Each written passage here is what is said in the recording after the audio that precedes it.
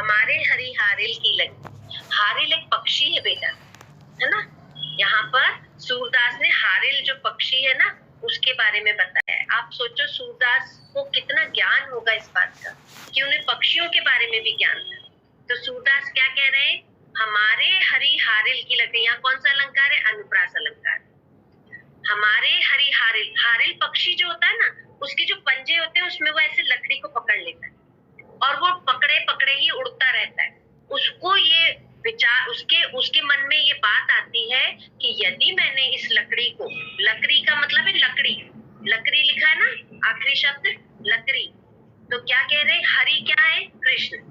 हमारे हरि, हमारे कृष्ण हारिल की लकड़ी के समान है। जिस प्रकार हारिल पक्षी हाथ में अपनी लकड़ी पकड़े रहता है और उसको ये विश्वास होता है कि यदि उसके हाथ से वो लकड़ी छूट गई तो उसके प्राण चले जाएंगे, तो गोपियां भी यही कह रही है कि हमारे हरि हारिल की लकड़ी के समान है। हारिल पक्षी जिस प्रकार लकड़ी को पकड़े रहता है उसी प्रकार हम भी श्री कृष्ण को पकड़े हुए से मतलब उन्हीं के प्रति अपनी आस्था रखते हैं, उन्हीं के प्रति अपना समर्पण भाव रखते हैं। मन क्रम वचन नंद नंदन उर, मन से, क्रम लिखा है तो कर्म से।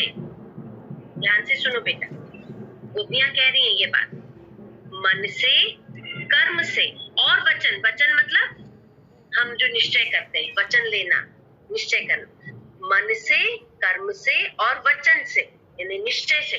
नंद के नंदन को, नंद मतलब नंद बाबा, उनके नंदन कौन है, श्री कृष्ण। नंद नंदन उर, उर का मतलब है हृदय में। यह दृढ़ करी पकड़ी, हमने जिस तरह हारिल पक्षी वो लकड़ी को पकड़े रहता है तो हमने भी अपने मन से, अपने कर्म से, अपने निश्चय से नंद के नंदन को अपने उर में बसाया है और दृढ़ करके उसको पकड़ा हुआ है। जिस प्रकार हारिल पक्षी लकड़ी को पकड़ता है तो हमने भी अपने मन से, कर्म से, अपने वचन से नंद के नंदन को अपने हृदय में पकड़ के रखा है, दृढ़ करके, निश्चय कर। ठीक है। अब है जागत सोवत, यानी जागते, सोते, स्वप्न में, दिवस में, दिन में, निसी रात में, कान कान जगरी। गोपियां कह रही है हमने जागते, सोते, सपने में, दिन में, रात में कान कान कान्हा की ही जाप हम लगाते रहते हैं। सुनत जोग लागत है ऐसो, ये योग का संदेश सुनकर ऐसा लगता है, ज्यों करुई ककरी, जो फिर आगे उत्प्रेक्षा अलंकार, ज्यों करुई ककरी। आप कड़वी ककड़ी खाते हैं क्या कभी, जैसे मुंह में रखते फेंक देते हैं, ठीक उसी तरह गोपियों के लिए योग का संदेश उनके सामने आया, तुरंत उन्होंने अस्वीकार कर दिया, नकार दिया। ये हमारे लिए किसके समान है योग का संदेश, कड़वी ककड़ी के समान है। सो तू व्याधि हमको ले आए, ये जो व्याधि, क्या कह रही है, व्याधि का अर्थ है कष्ट, बीमारी।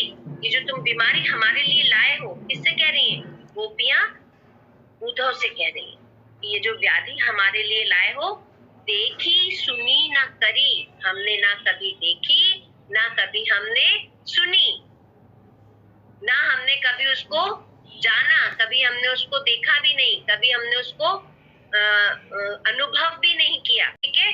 तो ये इस तरह से गोपियां जो है अपनी बात को कह रही है, मतलब सूरदास, सूरदास कहते हैं कि गोपियां कह रही हैं यह जो योग का संदेश तुम लाए हो, यह तो सूर तिनहि ले सौंपो, ये जो योग का संदेश लाए हो ये उन्हें सौंपो, उन्हें जाकर दो, जिनके मन चक्री, जिनके मन स्थिर नहीं है, जिनके आस्था बदलती रहती है, जिनके आराध्य बदलते रहते हैं, जिनकी आसक्ति बदलती रहती है, जो एकाग्र नहीं है, एकनिष्ठ नहीं है, उनको ये योग का संदेश दो, वो ज्ञान की बात समझेंगे। हम तो प्रेम के रंग में रंगे हैं और हम तो सिर्फ एक कृष्ण को मानते हैं और कृष्ण के सिवा हम कहीं और भटकना ही नहीं चाहते।